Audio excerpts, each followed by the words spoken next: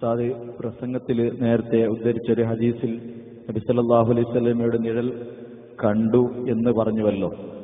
അപ്പോൾ നബി തങ്ങൾക്ക് നിഴൽ ഉണ്ടാവാറില്ല എന്ന് പറയുന്നതിന്റെ അർത്ഥമെന്താ? നബി സല്ലല്ലാഹു അലൈഹി വസല്ലമ തങ്ങളുടെ നിഴൽ കണ്ടു എന്ന് നേരത്തെ ഞാൻ മുസ്നദിൽ ഹദീസ് പറഞ്ഞു. നബി സല്ലല്ലാഹു അലൈഹി വസല്ലമ തങ്ങൾക്ക് നിഴൽ ഉണ്ടാകാറില്ല എന്ന് സാധാരണ പറഞ്ഞു കേൾക്കാറുണ്ടല്ലോ. അപ്പോൾ ഇത് രണ്ടും തമ്മിൽ എതിരാവുകയില്ലേ എന്നാണ് ചോദ്യത്തിന്റെ ആകത്തുക. നബി സല്ലല്ലാഹു അലൈഹി വസല്ലമ തങ്ങൾക്ക് നിഴൽ ഉണ്ടാകാറില്ല എന്ന് പറയുന്നതും ഇവിടെ നിഴൽ കണ്ടു എന്ന് പറയുന്നതും തമ്മിൽ എതിരില്ല. എന്തുകൊണ്ട്? നിഴലുണ്ടാകാറില്ല എന്ന് പറഞ്ഞത് ഒരു സമയത്തും ഒരിക്കലും ഒരു നിലക്കും നിഴലില്ല എന്നല്ല. നിഴൽ ഉണ്ടാകാറുണ്ട് എന്ന് പറഞ്ഞത് എപ്പോഴും എവിടെയും എങ്ങനെയും നിഴൽ ഉണ്ടാകാറുണ്ട് എന്നുമല്ല. ഞാൻ പറഞ്ഞു മനസ്സിലാക്കണം.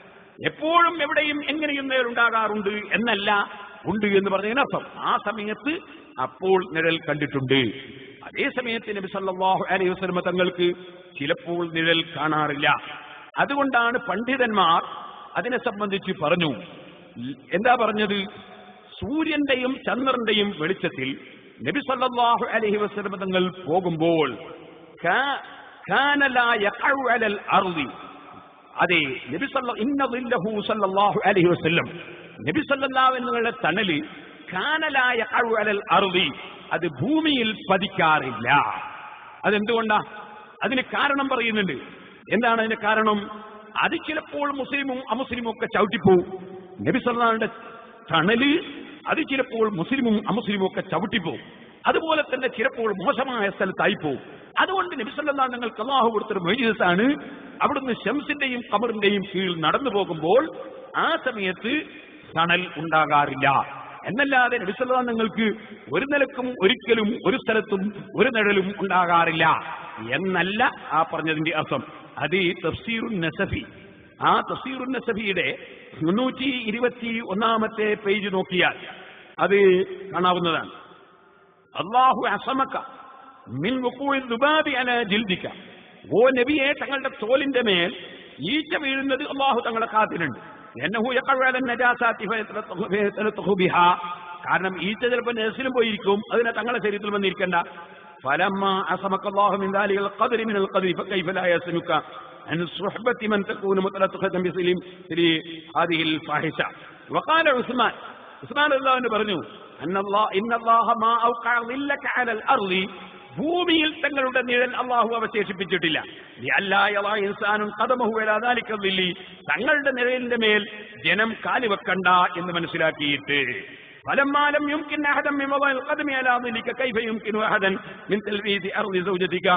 തങ്ങളുടെ ഒരു നിഴല് പോലും മറ്റൊരാൾ ചവിട്ടിപ്പോകാത്ത വിധം അല്ലാഹു സംരക്ഷിച്ചിട്ടുണ്ടെങ്കിൽ പിന്നെ എങ്ങനെയാണ് നബിയെ തങ്ങളുടെ ഭാര്യയെ മറ്റൊരാൾ സ്പർശിക്കുന്ന അവസ്ഥ ഉണ്ടാവുക?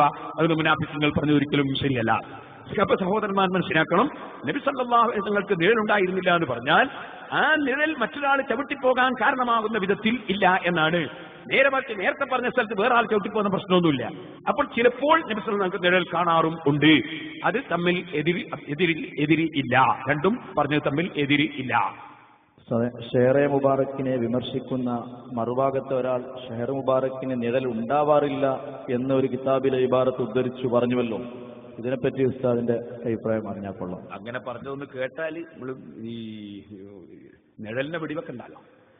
അപ്പൊ അതൊന്ന് കേട്ടാൽ. കഴിഞ്ഞ ദിവസം കാന്തപുരം നടത്തിയ വാർത്താ സമ്മേളനത്തിൽ പറഞ്ഞു, ഈ പ്രവാചകരുടെ മുടിയാണോ എന്ന് പരീക്ഷണം നടത്തി ഉറപ്പുവരുത്തുന്നത് ശരിയല്ല, അത് ഹീനമായ നിലപാടാണ്, അത് വാസ്തവവിരുദ്ധമാണ്. കാരണം ഇസ്ലാമിക ചരിത്ര ഗ്രന്ഥങ്ങളിൽ ഞങ്ങളിതിൽ കുറിച്ചിട്ടുണ്ട്. ഏറ്റവും ആധികാരിക ഗ്രന്ഥമായ സീറത്തുൽ ഹലബിയ 3-ാം വാല്യം 381 പേജ് ഉദ്ധരണി കൊടുത്തിട്ടുണ്ട്.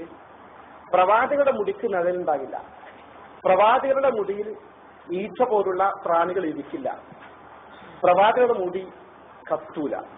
ഇത് 3 പ്രകടമായ ലക്ഷണങ്ങൾ ചൂണ്ടിക്കാണിച്ചിട്ടുണ്ട്. അങ്ങനെ ആ കിതാബിൽ പറഞ്ഞിട്ടേ ഇല്ല. ആ അർത്ഥം വരുന്ന ഇബാറത്ത് ആ കിതാബിൽ ഇല്ല. അത് പച്ചക്കള്ളം പറഞ്ഞതാണ്. ആ കിതാബിൽ പറഞ്ഞത് എന്താണ്? ഞാൻ വായിച്ചു കേൾപ്പിക്കാം.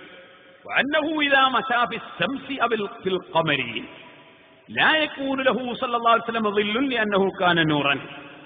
നബി സല്ലല്ലാഹു അലൈഹി വസല്ലം ചന്ദ്രന്റെയോ സൂര്യന്റെയോ ചുവടെ നടന്നു പോകുമ്പോൾ നബിതങ്ങൾക്ക് നിഴലുണ്ടാകാറില്ല എന്നഹു കാന നൂറൻ, നബിതങ്ങൾ നൂറായിരുന്നു. അല്ലാതെ നബി സല്ലല്ലാഹുവിന്റെ സഅർ മുബാറക്കിന് നിഴലുണ്ടായിരുന്നില്ല എന്ന് ആ കിതാബിൽ പറഞ്ഞിട്ടേ ഇല്ല.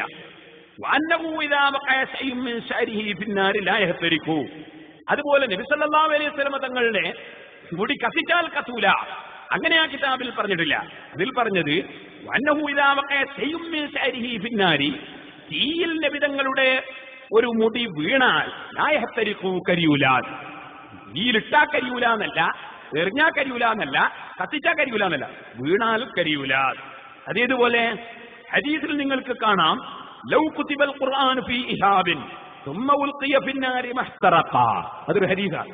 ഖുർആൻ ഒരു തോലിൽ എഴുതിയിട്ട് തീയിൽ ഇടപെട്ടാൽ മഹ്തറഖ, അത് കരിയൂല. എന്നാ പിന്നെ ഒരാൾ പറയാണ് ഇത് ഖുർആനാണോ എന്നൊന്ന് പരിശോധിക്കാം. ഒരു തോൽ എഴുതിയിട്ട് നമ്മളും തീയിലിട്ട് വെക്കുക, കരിയുന്നില്ലെങ്കിൽ ഖുർആനാണ്, കരിയുന്നുണ്ടേ ഖുർആനല്ല. ഇങ്ങനെ ഒരു പരിശോധന നടത്താൻ പറ്റുമോ? പറ്റൂല. അതേ സമയത്ത് നമുക്കറിയാം ഒരു ബഹുമാനമാണത്, ഖുർആനിന്റെ ഒരു ബഹുമാനമാണത്, ഒരു മഹത്വമാണത്. എന്ത്? തോലിലെഴുതിയിട്ട് തീയിലിട്ടാൽ കരിയാത്ത വിധം മഹത്വമുണ്ട്. അതുകൊണ്ട് തന്നെ അത് സൂക്ഷിച്ച് ജീവിക്കുന്നവർ നരകത്തിൽ കടക്കൂല എന്നാണ് ആ ഹദീസിന്റെ ഉദ്ദേശം. അപ്പോൾ അത് ആ ഹദീസ് കണ്ടിട്ട് നാളെ തന്നെ ഖുർആൻ എഴുതി തോലിലെഴുതിയിട്ട് തീയിലിട്ടാ കരിയൂല എന്ന് ഹദീസിലുണ്ട്, അതുകൊണ്ട് ഞാൻ വെല്ലുവിളിക്കുന്നു ഖുർആൻ തീയിലിടട്ടെ എന്ന് പറഞ്ഞിട്ടൊരു മത്സരത്തിന് മനുഷ്യൻ പോയിട്ട് ഖുർആനിനെ അവഹേളിക്കരുത്, ഖുർആനിനെ നിന്ദിക്കരുത്, ഇസ്ലാമിന്റെ വിശ്വാസം തകർക്കരുത്. അതിനർത്ഥം അത്രയും മഹത്വം ഖുർആനിനുണ്ട് എന്നാണ്, അല്ലാതെ കത്തിച്ചാൽ കരിയൂല എന്നല്ല. അതുകൊണ്ട് തന്നെ നമുക്കറിയാം ചിലപ്പോൾ ചില വീടുകളൊക്കെ കത്തിയാൽ മുസ്ഹഫിന്റെ കോപ്പി കത്തൂല. അങ്ങനെ എത്രയോ സംഭവങ്ങൾ പത്രത്തിൽ നമ്മൾ വായിക്കാറുണ്ട്. അതേ സമയത്ത് മറ്റേ വിഭാഗം സമസ്ത അവർ മദ്രസ കത്തിച്ചപ്പോ അവിടുത്തെ മുസ്ഹഫ് കത്തിയിട്ടുമുണ്ട്. കാരണം എന്തുകൊണ്ട്? അത് രണ്ടും തമ്മിൽ വ്യത്യാസമുണ്ട്. അപ്പോ ഖുർആൻ കത്തൂല എന്ന് പറഞ്ഞാൽ അതിന്റെ അർത്ഥം അത്രയും മഹത്വം അതിനുണ്ട് എന്നാണ്. അല്ലാതെ അങ്ങനെ കത്തിച്ചു നോക്കിയിട്ട് ഖുർആനാണോ അല്ലേ എന്ന് പരിശോധിക്കാൻ